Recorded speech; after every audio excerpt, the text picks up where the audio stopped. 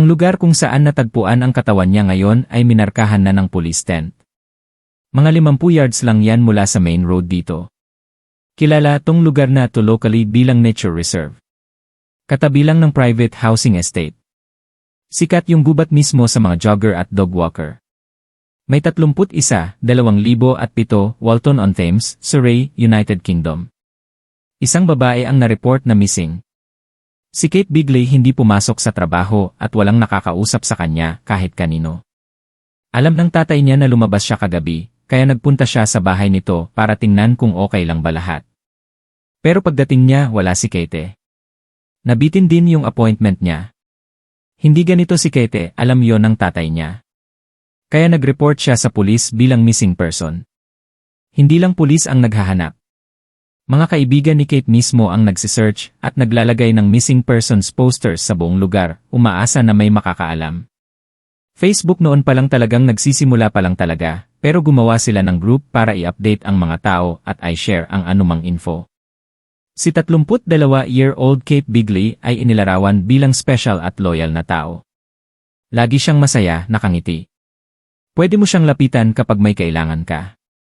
Trabaho niya sa isang EGI 100 company at dahil sa sobrang sipag niya, naging Senior National Compliance Manager siya sa gas firm na Centrica. Malaki ang circle ng kaibigan niya. Mahilig siyang mag-travel at may totoong sense of adventure. Maingat din siya at hindi basta-basta mawawala nang hindi sinasabihan ang mga tao kung saan pupunta. Bagamat tahimik na lugar to kung saan hindi naman maraming nangyayari, lalo na crime, may isa pang malaking background na pinagtatrabahuhan ng pulis, ang infamous murder ni Millie Dowler. Si Millie Dowler, 13-year-old schoolgirl, inabduct noong March 2002 sa Walton-on-Thames. Ilang buwan pagkatapos natagpuan ang katawan niya. Grabe ang coverage sa buong bansa. Ilang taon bago nahuli ang killer niya, si Levi Belfield, na nasa kulungan na noon dahil sa 2 iba pang murder at isang attempted murder. Noong June 23, 2011 lang siya napatunayan na may sala sa pag-abduct at pagpatay kay Millie. Binigyan siya ng whole life order, walang parole. Pero noong nawawala pa lang si Kate, hindi pa nahuli ang killer ni Millie. Kailangan ng pulis na i-reassure ang publiko at bigyan ng sagot ang lahat. Tapos may nangyari na nagdulot ng malaking pag-aalala. Nakatatanggap ng text messages ang mga kaibigan ni Kate mula sa phone niya pero hindi parang siya ang nagsusulat. May sariling pattern ng pagsasalita at pag-type ang bawat tao sa text. Yung mga text mula sa phone ni Kate, hindi tugma sa pattern niya. Gumagamit ng words at phrases na hindi niya ginagamit. Nung nag-search ang pulis sa bahay niya, nakita nila ang second phone. Tiningnan ng Missing Persons Unit yung phone ng mas detalyado at nag-decide na i-contact ang ilang number doon. Isa sa mga number ay ng lalaking nakipag-date kay Kate isang araw bago siya na-report na missing. Mga kaibigan niya hindi gaanong alam tungkol dito, alam lang nila na Carl ang pangalan. Si Carl Taylor yung pangalan niya. Nakatira siya sa 1-bedroom flat sa Covent Garden ng halos 8 taon. May criminal record siya pero wala namang nakakagulat. Noong 2002, napatunayan siyang guilty sa obtaining property yield deception. Sa parehong taon, sinubukan niyang magpakamatay sa pamamagitan ng pagtalon sa tulay pero napigilan siya.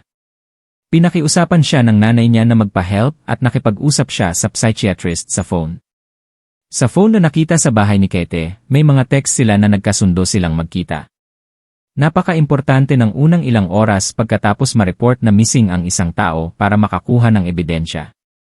Wala silang mawawala at lahat sila pwedeng makinabang, kaya tinawagan nila ang number ni Carl. Nakakagulat, sinagot niya. Sabi niya siya yung nakipag-date kay Kate at hinatid daw niya siya sa Twickenham, sumakay na siya ng bus pa uwi at hindi na niya nakita ulit. Pero hindi makatotohanan yung kwento niya. Kinausap nila ang nanay niya, sinabi ng nanay na madaling araw ng May 31, araw na na-report siya missing, dumating si Carl sa bagong kotse, Volkswagen Golf na hindi niya kilala. Nililinis din daw niya yung kotse. Paliwanag niya, galing daw sa isang babae at kailangan linisin para ihatid ang mga anak sa school. Pero kasinungalingan yon. Kotseng Volkswagen Golf ni Kate yon. At ngayon nawawala si Kate.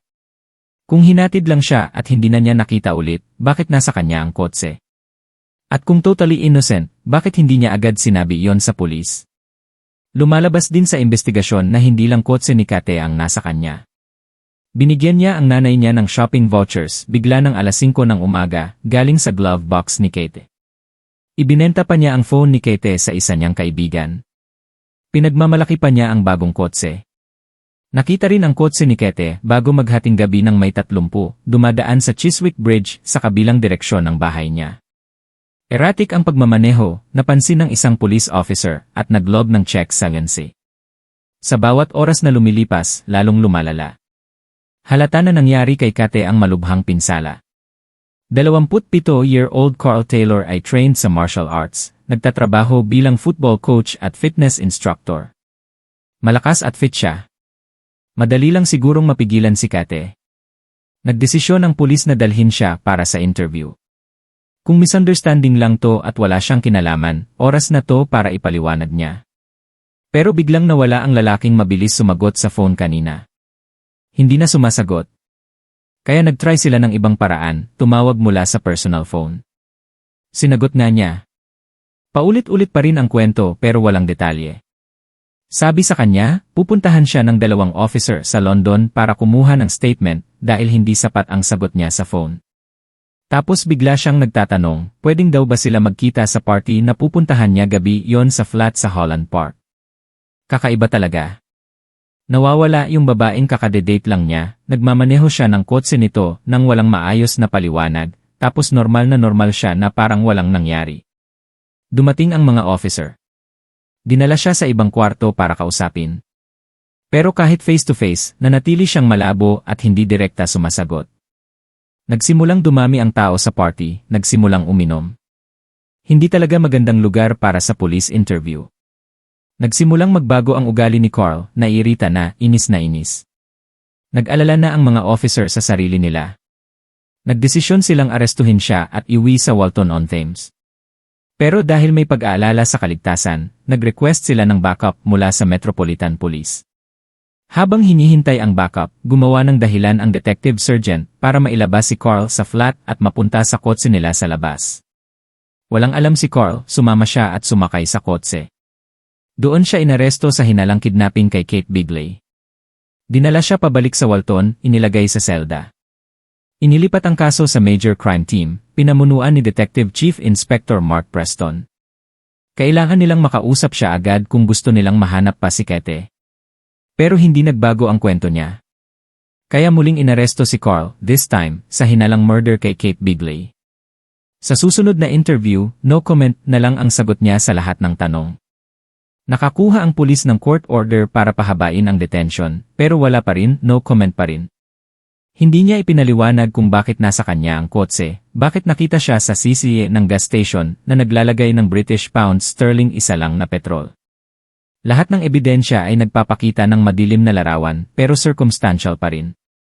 Kailangan nila ng mas matibay. Kaya ibinalik siya sa selda para pag-isipan.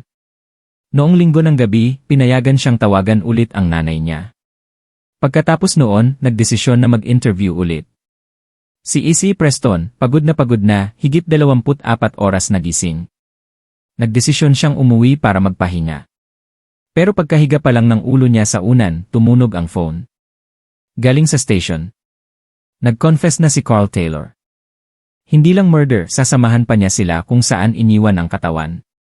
Grabe at malupit ang kwento niya. Gusto niya raw ang kotse kaya sinunggaban niya si Kate para makuha yon. Lumaban si Kate kaya paulit-ulit niyang sinaksak. Sabi niya sa pulis. She pushed me away, she was grabbing me, so stabbed her in the throat. I constantly and consistently cut her in the neck kasi sinasabunutan niya ako sa mukha. Pero hindi makatotohanan yon sa mga pulis.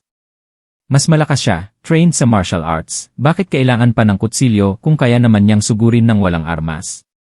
Hindi nila binili ang kwento. Sabi niya, dinala niya ang katawan malapit sa Watford, Hertfordshire.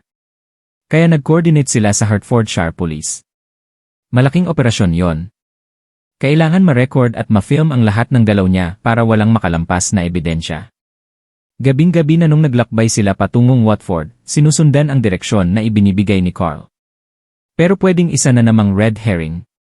Dinala sila sa parking lot ng Oakley Woods, Local Nature Reserve. Madilim. Tahimik. Halos hindi mo na makita ang kamay mo sa harapan mo. Lumabas si Carl at itinuro ang lugar na puno ng stinging nettles. Inikot ng isang officer ang likuran para hindi dumaan sa obvious path na posibleng ginamit ng killer. At doon natapos ang missing person case. 3 oras natagpuan ang hubad na katawan ni Kate. Agad na cordoned off ang lugar. Nagsimula ang crime scene examiners sa pagkolekta ng ebidensya. Inilabas ang statement ng pamilya ni Kate, sina Alan at Claire, mga magulang, at kapatid na si Guy. Si Kate ay isang mapagmahal, maalalahanin, mapagkakatiwalaan, loyal at sobrang sikat na anak, kapatid, apo, ninang at kaibigan. Devoted siya sa pamilya at mga kaibigan. Araw-araw, sa bawat paraan, mamimiss siya ng lahat na nakakilala sa kanya. Iniwan ang mga bulaklak sa crime scene. Maraming naapektuhan. Isang mensahe ang nagsabi. Hindi kita nakilala pero parang matagal na kitang kilala. Ang puso ko ay para sa lahat na binigyan mo ng pagmamahal at pagkakaibigan. Mas malungkot ang mundo nang wala ka. Grabe ang sugat ni Kate at dahil sa mainit na panahon, mabilis na nagsimulang mabulok ang katawan. Hindi siya agad ma-identify ng formal, kailangan ng DNA. Tinanggal ang damit niya at nilinis ang katawan. Sabi ni Carl, gusto niyang spiritually clean siya at iwan sa ilalim ng mga bituin. Bukod sa katawan, wala nang iba pang natagpuan kahit fingertip search. Wala ring murder weapon o iba pang gamit ni Kate. Pero nalaman mamaya na itinapon ni Carl ang kutsilyo sa labas ng kotse habang nagmamaneho sa motorway pagkatapos itapon ang katawan. Kamangha-mangha, nahanap pa rin ng pulis ang murder weapon kasama ang ilang damit ni Kate. May mga bote ng tubig sa kotse niya na lagi niyang dala, ginamit din yon para hugasan ang katawan. May dugo rin sa kutsilyo. Tinuloy pa nila ang paghahanap ng kotse. Nag-alok pa nga si Carl na sabihin kung saan yon, nasa isang estate daw sa Hounslow, London. At totoo nga. Ang postmortem ay nagpakita ng kakilakilabot na sugat. Mahigit 30 na saksak sa leg, mukha at ulo. Devastating na balita yon para sa mga mahal niya sa buhay. Napakahirap ng pagharap sa kalungkutan habang may napakaraming tanong tungkol sa brutal na pagkamatay niya. Pero ano ba talagang nangyari noong gabing yon? Ang dating ino-comment lang ay pumayag na ngayong dalhin ang pulis sa pub sa Richmond Hill kung saan sila unang nag-date. Sa kabilang kalsada, may embankment overlooking the Thames na may mga bench. Sabi ni Carl, doon siya sinaksak sa isa sa mga bench na yon. May dugo sa lupa, sa hagdan at sa handrail patungo pabalik sa pub. Pinatunayan ng forensic dugo ni Kate. Dahil sa lahat ng ebidensya, nagdesisyon ang pulis na isampa ang murder charge laban kay Carl Taylor. Pero kahit may confession at ebidensya, not guilty ang ipinasok niya. Sabi niya, self-defense daw at si Kate daw ang nag-suicide. Para patibayin pa ang kaso, bumalik ang pulis sa Nature Reserve kung saan natagpuan ang katawan para maghanap ng karagdagang ebidensya. Naniniwala silang sexually motivated ang krimen, kaya nakolekta nila mahigit 100 used condoms sa lugar. Lahat pinatesta, wala ni isa man lang ang may end ni na Carl o Kate. Mamaya ay nabalita na habang nasa kulungan, nakipagkaibigan si Carl kina Levi Belfield, killer ni Millie Dowler, at Mark Dixie, killer ni Sally Ann Bowman. Ayon kay Laura Richards, dating head ng Homicide Prevention Unit ng Scotland Yard, nag-coach sila sa isa't isa para sa trial nila para ma-manipulate ang sistema. Sa wakas, dumating ang trial sa Old Bailey. Puno ang public gallery. Gusto ng marami makita ang hustisya. Nanatili si Carl sa not guilty plea. Sabi ng prosecution, nag-confess na siya noon at sinusuportahan iyon ng ebidensya. Sinabi sa jury na nagkita sina Carl at Kate noong May 18 sa Seas Club sa Piccadilly, London. Nagkasundo silang magkaroon ng proper date after 2 weeks sa pub sa Richmond Hill. Sa date daw, parang ini-ignore siya ni Kate. Sabi ng isang witness sa pulis, pagkaupo pa lang nila, nakatungo na si Kate at nagte-text sa phone. Walang usapan, si Carl lang ang nagsasalita. Patuloy siyang nagte-text kahit pauwi na sila. Lumabas sila patungo sa bench sa embankment. Dala-dala ni Carl ang gunting at carving knife na nakatago sa manggas. Sa sariling testimonya ni Carl. Mabait at mabuting babae si Kate pero nahihirapan daw siya. Gusto daw niyang tapusin ang sariling buhay. Ginawa niya raw ang lahat para pigilan siya pero sobrang grabe ng sugat kaya hindi posibleng gawin niya yon sa sarili nang hindi mawawalan ng malay. Iniruyan ng prosecution ang papel bilang kutsilyo at ibinigay kay Carl. Pinakita sa kanya na ipakita kung paano raw sinaksak ni Kate ang sarili ng mahigit 30 beses sa mukha, ulo at leg. Ayaw niya. Sinabi ng judge na hindi siya ang may kontrol, kailangan niyang sundin. Yung pagtatangkang ipakita niya ay inilarawan bilang ridiculous at nakakahiya. Sabi niya sa korte. Tinutusok niya ang leg niya at kasabay noon hinila niya ang buhok niya kaya gumagalaw ang ulo. Hindi ko alam ang gagawin ko. Tumayo lang ako nang nakatulala. Narealize ko na matay na siya. Umiiyak ako ng malakas. Nahiga ako sa damo at tumingin sa langit. Pagkatapos daw hinila niya ang katawan patungo sa kotse. Nung nakita siya sa CCE na naglalagay ng British pound sterling isa na petrol, nasa boot daw ang katawan. Sa trial din lumabas na sumulat si Carl ng sulat kay Kate mula sa selda sa Staines Police Station. Grabe ang laman ng sulat, sobrang manipulative at hindi ko na isasalin word for word dito dahil napakahaba at sobrang disturbing, pero sinasabi niya roon na angel daw si Kate, unhappy lang siya at hindi talaga nawala ang buhay niya dahil nabubuhay pa siya sa kabutihan ng mga tao at marami pang iba pang parang sinusubukang i-justify ang ginawa niya. Sa loob lang ng 2 oras pagkatapos mag-retire ang jury, nagbalik sila ng desisyon. Guilty. Sumabog ang palakpakan sa public gallery. Binigyan siya ng life imprisonment na may minimum term na 30 taon. Sabi ng judge. Nakumbinsi ako na murder ito para sa personal gain. Armado ka ng kutsilyo nang pumunta ka para makipagkita sa batang to. Wala siyang ginagawa kundi maghanap ng pagkakaibigan. Sinamantala mo ang kahinaan niya para sa sarili mong kapakanan. Sinubukan pang sumabat si Carl, hindi po, Your Honor. Pero itinuloy ng judge. Premeditated ang paggamit mo ng kutsilyo. Itinago mo ito sa katawan mo. Pagkatapos mong gawin ang karumal-dumal na gawa, iniwan mo ang katawan ng walang awa. Tinawag din siya ng judge na arrogant, manipulative at highly dangerous. Hanggang ngayon, may mga bulaklak pa rin sa lugar kung saan siya namatay. Isang mensahe. We miss you Kate and wish you were still this side of the rainbow. Pagkatapos ng conviction, nagsalita ang tatay ni Kate sa labas ng korte. Kami ni lahat, sasabihin ko, hindi na magiging pareho ang buhay namin. Devastated ang pamilya namin. Walang laman at walang saysay ang buhay nang wala si Kate. Sa huli, pinapurihan ang 7 detective mula sa Surrey Police at isang analyst mula sa Metropolitan Police dahil sa walang sawang trabaho. Sabi ni Deputy Chief Constable Craig Denholm. Napakahirap na investigasyon na sumaklaw sa 3 police force at maraming crime scene. Na makamit ang life sentence na may 30 years minimum tariff ay patunay ng mahusay na teamwork. Ang karahasang naranasan ni Kate sa huling sandali ay bangungot. At ang malamig na paraan ng pagtatapon niya sa katawan ay lalong nagpapalala. Bagamat life sentence na may 30 years ang natanggap niya, life sentence din ang tinataglay ng mga mahal niya sa buhay, isang sentensya na hindi sila kailanman makakalaya. Sabi pa ng tatay niyang si Alan. Hanggang ngayon, walang laman at malamig ang pakiramdam ko. Hindi ko na mawawala yon. Sobrang vibrant at puno ng buhay si Kate. Ano kaya ang naramdaman niya sa mga huling segundo habang sinaksak siya ng brutal? Ang sobrang takot at kalituhan.